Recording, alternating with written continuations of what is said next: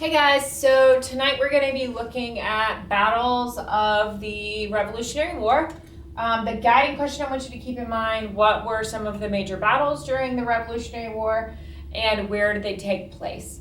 And this is where it's important to remember some of your mapping skills and your geography skills that we talked about earlier in this year, so that you understand why these battles were important, what each side wanted in these battles. And we're going to be looking further into this in class tomorrow. So the first battles, and we've talked about this, it occurred in April of 1775, so right before we declared independence from Great Britain. This is Paul Revere's midnight ride to warn that the British were coming. So they rode ahead to warn Lexington and Concord what was about to happen and to give the people some time to kind of pack up their stuff and to hide their weapons.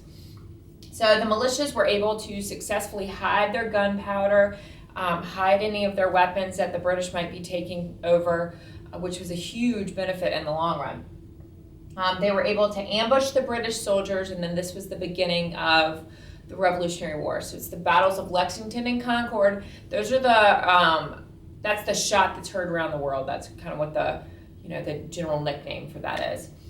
So just real quick, obviously this is the first battle, but a comparison between the British and the colonists. So you can see kind of what it looks like. When you're watching a football game, you want to know what the stats are of each of the teams.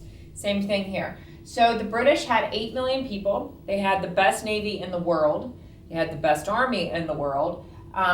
They had fought in numerous battles across the globe. Just remember that they had just finished up the 7 Years' War with all these other countries and had some success in that. And they were fighting for money.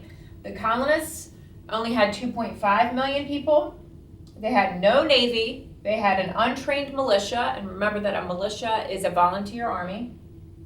They did not all agree that they should be fighting for independence. Those loyalists and those patriots oftentimes butted heads about, what are we doing? Why are we doing this? They were fighting for their homes and they were fighting for their freedom. So who were the loyalists in the United States? Most of the time they were Anglicans with that Church of England. They needed the British jobs. They were afraid of the British, or they felt like the revolt was for stupid little reasons. Guys, a lot of loyalists lived in the South because they needed those British jobs. They knew that trading with Great Britain, those raw goods with Great Britain, was going to be a really key source of their livelihood. The allies of the colonists were France and Spain. So the first thing we're going to look at is the warfare at sea. It's fought by privateers. It's one of your vocabulary words. Make sure you look it up. Big hero during this time was John Paul Jones. He lost his ship but was able to win an important battle off the coast of Great Britain. So that was a lot to be said since we didn't really have a huge navy or any navy. We were borrowing ships from other people. So this was an important battle. Battles in the north. The British Army defeated the colonists up in New York. Their plan was to separate those New England colonies from the middle colonies at the Hudson River because they knew that those were the center of manufacturing. That's where a lot of the population was as well. They had the ability, or they did capture Philadelphia, but they lost the Battle of Saratoga. And that's considered to be a turning point in the American Revolution. We're going to look at Saratoga tomorrow in class. We're going to watch a little video about it and write a paper about it. Not a paper, just a paragraph.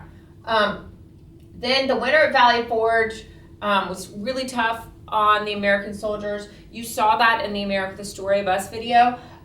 There was a lot of disease, starvation, poor conditions. That's when the smallpox epidemic comes out, and George Washington had to come out with that inoculation that you saw that everybody was so grossed out about. Okay, warfare in the South.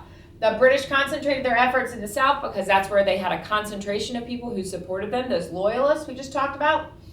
Cornwallis was the general of the British troops. He concentrated all of his efforts in the South. He stayed in the South and didn't really leave that area. He made it as far north as Virginia, where he almost captured Thomas Jefferson, but didn't make it any further than that. Of course, their goal was to, get as far north as possible.